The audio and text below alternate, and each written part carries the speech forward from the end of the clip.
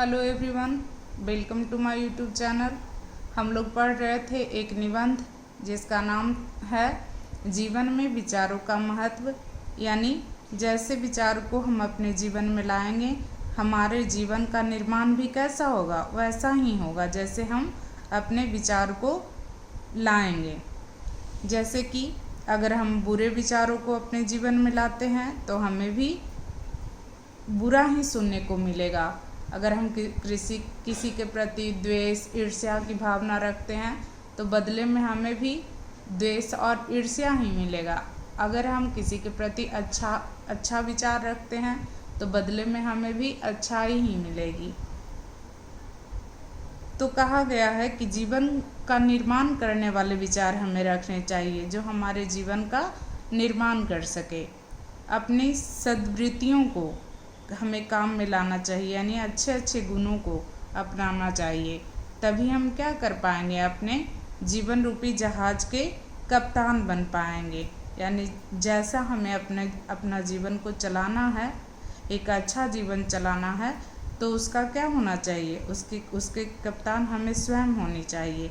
यानी मन को भी, जो हमारा मन इधर उधर जाता है, उसे भी क्या करना चाहिए, नियंत्रित करना चाहिए। विचार बहुत सारे मन में आते रहते हैं, तो हमें अच्छे विचार को लाना चाहिए और अपने मन को कंट्रोल करके, उसे नियंत्रित करके, उसे एक नियोजित काम में लगाना चाहिए, है ना।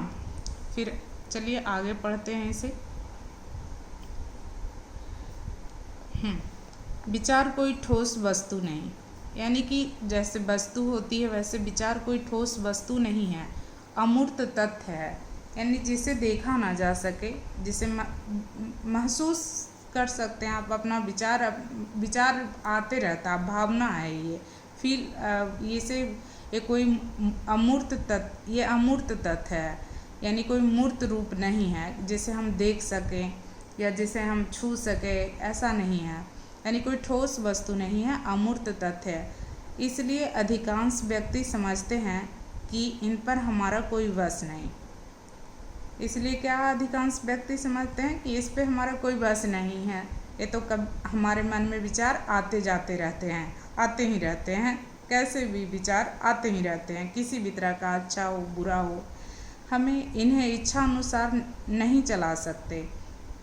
यानी कि लोग सोचते हैं कि ये तो विचार हैं, कोई मूर्त तथ्य है नहीं, तो ये हमारे विचार जो हैं वो हमारे आते जाते रहेंगे, ये हमारे इच्छा अनुसार नहीं चल सकते। ऐसा लोगों का, अधिकांश व्यक्ति का समझना होता है, समझते हैं ऐसा अधिकांश व्यक्ति।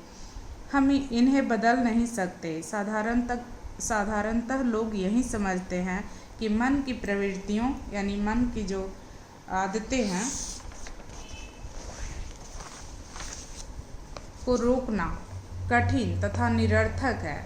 यानी कठिन है और निरर्थक है, मतलब कोई इस पे कुछ किया नहीं जा सकता, निरर्थक है। वे समझते हैं कि विचारों का अध्ययन करना, मनोवेगों का विश्लेषण करना बहुत कठिन कार्य है।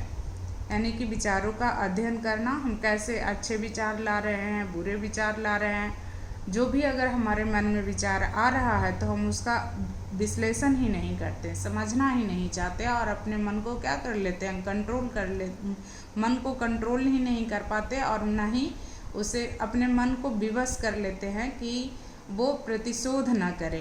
यानी सब कुछ क्या करे, भाग्य के ही भरोसे छोड़ दे।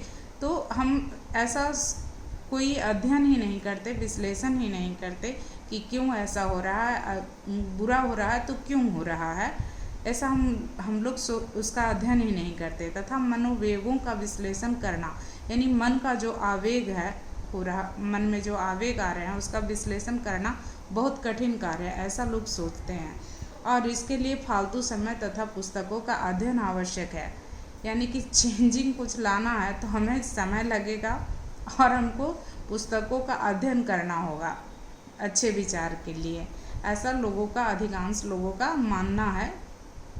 परंतु यह गलत है। प्रत्येक व्यक्ति भले ही कितना अबोध हो, यानी कि अबोध हो, यानी उसको नॉलेज ना हो, कितना ही अज्ञ हो, यानी अज्ञानी हो, कितना ही असंस्कृत हो, यानी कि ये संस्कार ना हो उनमें, और कितना ही व्यस्त हो यानी बिजी हो बहुत ज़्यादा, उसके अंदर इतना सामर्थ्य अवश्य है कि वह अपने विचारों को समझ सके, उनका विश्लेषण कर सके,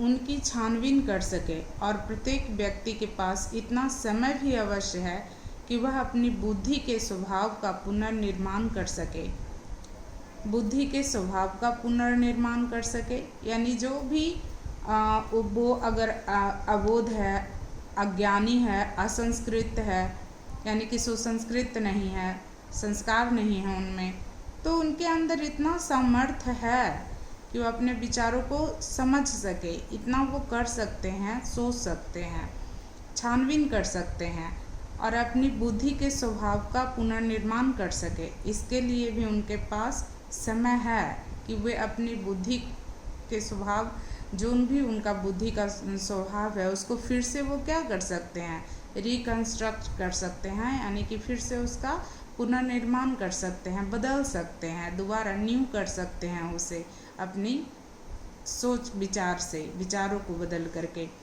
अपने कार्य कलापों को बदल सकें, अपने चरित्र में परिवर्तन ला सकें और इस प्रकार अपने शरीर एवं जीवन में वांछित परिवर्तन कर सके। शरीर में भी परिवर्तन होगा अगर विचार अच्छे रहेंगे तो उनका जो है वो हैप्पी रहेंगे और उनके मुख पे तेज रहेगी, यानी कि चमक रहेगी, और चरित्र भी उनका अच्छा रहेगा। जैसे जो बुरे लोग होते हैं, गलत गलत बोलते हैं, ईर्ष्यालु होते हैं, जो एक दूसरे की चुगली करते रहते हैं, गाली गलौज करते हैं, तो अच्छे अगर विचार लाएंगे तो उनके चरित्र में भी क्या आएगा, परिवर्तन आएगा, और ऐसा लोग कर सकते हैं। हाँ, तो शरीर एवं जीवन में भी क्या कर सकते हैं, वांछित परिवर्तन ला सकते हैं, मतलब जैसा चाहे वो परिवर्तन ला सकते हैं। एक मूर्तिकार की छेनी यदि एक सेंधमार के हाथ में आ जाए तो वह सुंदरतम मूर्ति को तोड़ फोड़ सकती है। मूर्तिकार की छेनी एक सेंधमार, यानी कि जो मूर्ति बनाना नहीं जानता, जो अलग एक खराब बुरा टाइप का इंसान है, उसके हाथ में आ जाए तो वो क्या कर सकता है, सुंदर से सुंदर मूर्ति को तोड़ फोड़ सकता है। और किसी अपराधी वृत्ति व्यक्ति के हाथ में आकर वह किसी के हत्या का साधन भी बन सकती है।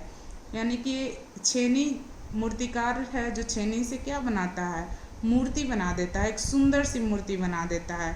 लेकिन वही छेनी अगर एक सेंधमार के हाथ में आ जाए तो उस मूर्ति को वो क्या कर दे सकता है, बुरा व्यक्ति के हाथ में आ जाए तो वो उस मूर्ति को तोड़ दे सकता है, उसमें कुछ अच्छाई लगेगी ही नहीं, सौंदर्य दिखेगा ही नहीं कि मूर्ति कितना किसी ने बनाया है, कितना सुंदर है, तो वो मूर्ति को तोड़ फोड़ दे सकता है।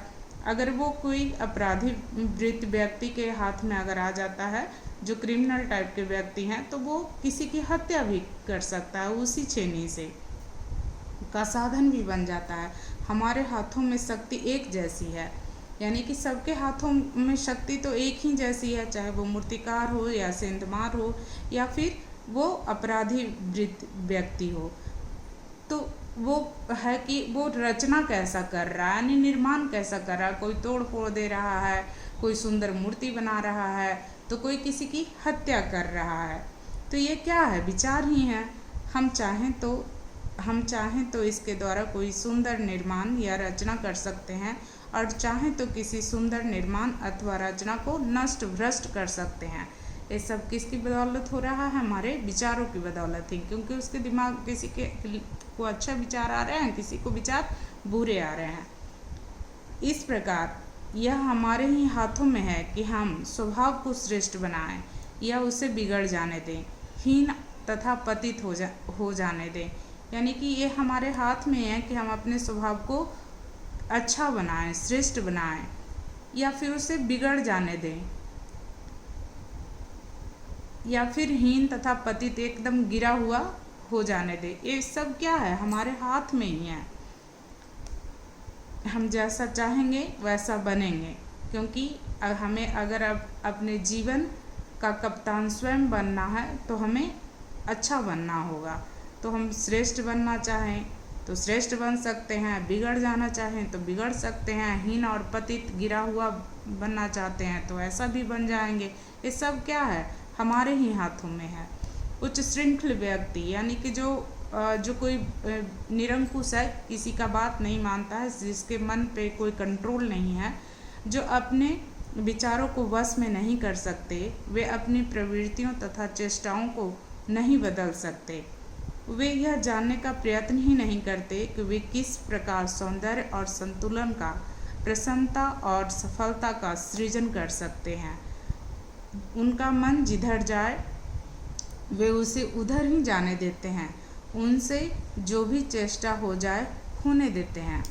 यानी कि उनको मन पे कंट्रोल ही नहीं है, वो समझ ही नहीं पा रहे हैं। उस श्रृंखल व्यक्ति हैं जो अपनी प्रवृत्तियों चेष्टाओं को वो नहीं बदल पाते और वो जान ही नहीं पाते कि सौंदर्य और संतुलन का, वो जानने का प्रयत्न ही नहीं करते कि किस प्रकार सौंदर्य और संतुलन का, प्रसन्नता और सफलता का सृजन वो कर सकते हैं, क्योंकि उनका मन ही उनके बस में नहीं है। मन जिधर जाता है उधर वो जाने देते हैं, उस पर कोई विरोध नहीं करते। संगमरमर पर चोट करता हुआ मूर्तिकार एक भी चोट ऐसी नहीं करता जो उसे इष्ट न हो। वह अपने लक्ष्य की ओर एकटक देखता रहता है। अपने ध्यान को पूर्णतः एकाग्र करके ही वह छोटे से छोटे बिंदु और छोटी से छोटी रेखा का सृजन करता है। वह सतत प्रयत्न करता रहता है, सतत यानी लगातार प्रयत्न करता रहता है कि उसकी छेनी की प्रत्येक चोट उसके अंतिम परिणाम, उसके चरम लक्ष्य तक ले जाने वाली हो। मूर्ति निर्माण करते समय वह संगमरमर के खंड से अपनी दृष्टि इधर उधर नहीं होने देता, वह उसे एकाग्र रखता है, भटकने नहीं देता। यही कारण है कि वह अपने विचारों के अनुकूल हूबहू प्रतिकृति बनाने में सफल होता है। यानी कि क्या कर लिया, अपने मन को कंट्रोल कर लिया, उसे एकाग्र रख रहा है, तभी वो क्या कर रहा है, संगमरमर पे चोट कर करके मूर्ति बना रहा है और हूबहू वैसी ही मूर्ति बना रहा है जैसा वह चाहता है बनाना, अपने विचारों के अनुकूल। इसीलिए वह उसी तरह की मूर्ति को बना पाता है। अपने चरित्र की काट छाट के लिए हमें भी मूर्तिकार की भांति ही प्रयत्न करना चाहिए। अपने इर्द गिर्द के यानी आसपास के वातावरण को बदलने के लिए हमें भी वैसा ही प्रयास करना चाहिए। हमें यह अवश्य जानना चाहिए कि हम क्या करना चाहते हैं और यह भी कि हम उसे कैसे कर सकते हैं। यानी हम क्या करना चाहते हैं और हम उसे कैसे कर सकते हैं, ये हमें ज़रूर जानना चाहिए। जैसे मूर्तिकार जानता है कि हम कैसी मूर्ति को हमें बनाना है, तो हूबहू वैसी ही मूर्ति को बनाता है। इसके लिए वह अपने मन को एकाग्र रखता है, उसे भटकने नहीं देता। हमें यह अवश्य जानना चाहिए कि हम क्या करना चाहते हैं और यह भी कि हम उसे कैसे कर सकते हैं। इसके बाद हमें अपने लक्ष्य की पूर्ति के लिए जुट जाना चाहिए और अपने काम को अपनी कल्पना के अनुरूप पूर्ण करने के लिए निरंतर अथक परिश्रम यानी कि बहुत ज़्यादा मेहनत तथा प्रयत्न करना चाहिए। बिना थके हुए लगातार प्रयत्न करना चाहिए। जो अपने विचारों को अपने बस में कर सकता है वहीं अपने आदर्श के अनुरूप अपने लक्ष्य को पूरा करने में समर्थ होता है। क्योंकि मन क्या है, मन भटकते रहेगा। कभी अगर स्टूडेंट लाइफ है तो सोचेगा कभी कुछ कर लें, कभी कुछ कर लें। तो वैसे कह रहा है कि हम ऐसा नहीं होना चाहिए कि कभी लक्ष्यहीन नहीं हो जाना चाहिए। यानी अपने आदर्श के अनुरूप अपने लक्ष्य को पूरा करने के लिए हमें क्या होना चाहिए, समर्थ होना चाहिए। मन का भटकाव नहीं होना चाहिए कि आज कुछ कर रहे हैं कल कुछ। वैसे किसी भी लक्ष्य को हम प्राप्त नहीं कर पाएंगे। जिन्हें बाल्यकाल में ही मन को वश में करने की आदत हो जाती है, वह अपने जीवन को खेद और दुख खेद और दुख, कठिनाई और असफलता से बचाने में समर्थ हो जाते हैं। वे उसे उन कटु अनुभवों से बचाने में समर्थ हो जाते हैं जिनके कारण जीवन अंधकारमय हो जाता है। यानी कह रहा है कि जिन्हें बचपन से ही अपने मन को बस में करने की आदत हो जाती है, यानी कोई पढ़ रहा तो उसे पढ़ने की आदत हो जाती है, यानी अपने मन को बस में वो कर लेता है पढ़ाई के प्रति। उसे ज़्यादा खेलना कूदना या फालतू लोगों से बातें करना या बहुत ज़्यादा इधर उधर करना पसंद नहीं आता। वो पढ़ाई करता है तो पढ़ाई ही करता है, यानी अपने मन को पढ़ने के लिए अपने बस में कर लेता है।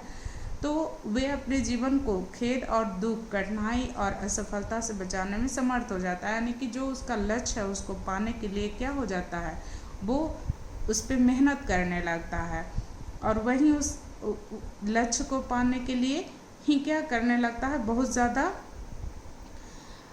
वो फिर उसे अपने लक्ष्य को पूरा करने के लिए उसे अनुभव होने लगता है, क्योंकि उसे आदत हो जाती है अपने मन को बस में करने का, उतने देर स्टडी करने की उसे आदत हो जाती है।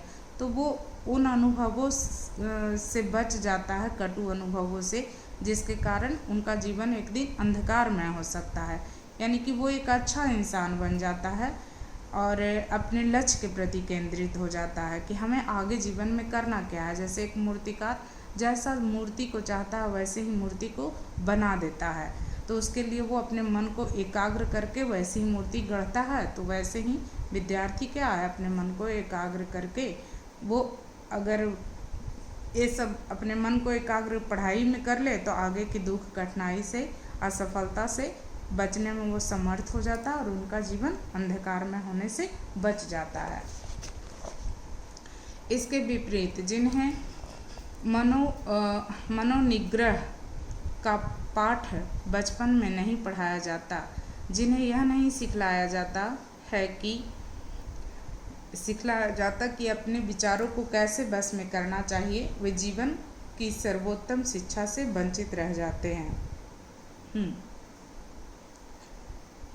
इस प्रकार विचारों का चिंतन मनन और विश्लेषण एक महान वरदान है। यदि हम अपने विचारों को समझ सकते हैं तो उन्हें बस में भी कर सकते हैं, और यदि अपने विचारों को बस में कर लेते हैं तो अपने जीवन के उस स्वरूप का भी निर्माण कर सकते हैं जिनका हम सपना देखते हैं, जिसकी हम कल्पना कर सकते हैं। यानी कि बचपन में ही ये सारी चीज़ें पढ़ाई जानी चाहिए, प्रैक्टिकल भी होनी चाहिए, और विचारों का क्या करें, वो अपने विचारों को कंट्रोल में करें और कैसे अपने विचारों को बस में करें। और इसके लिए क्या होना चाहिए, इसके लिए उन्हें मार्गदर्शन देना चाहिए और वो उन्हें बताया जाना चाहिए। तो इस तरह से वो चिंतन मनन और विश्लेषण एक महान वरदान है विचारों का। तभी वो समझ सकते हैं कि कैसे हमें अपने जो अपने जीवन में सपना देखा है उसको हम पूरा करें, जिसकी वो कल्पना करते हैं, यानी कि जिसे वो अपने स्वप्न में देखते हैं बनने का, जो उनका सपना है। जीवन मूल्य क्या है इस निबंध का, हमारे विचार ही हमारे जीवन की दिशा को निर्धारित करते हैं।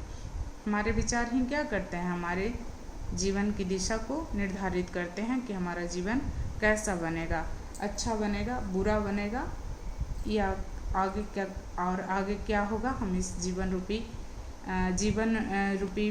जो हमें जीवन मिला है उसके हम स्वयं कप्तान बन पाएंगे या नहीं, हम सफल होंगे या असफल, सब हमारे क्या करते हैं, हमारे विचार ही तय करते हैं। तो कैसा लगा यह निबंध बताइएगा ज़रूर। आज के लिए यहीं तक, कमेंट कीजिएगा, अगर अच्छा लगे तो लाइक कीजिएगा। धन्यवाद, थैंक यू।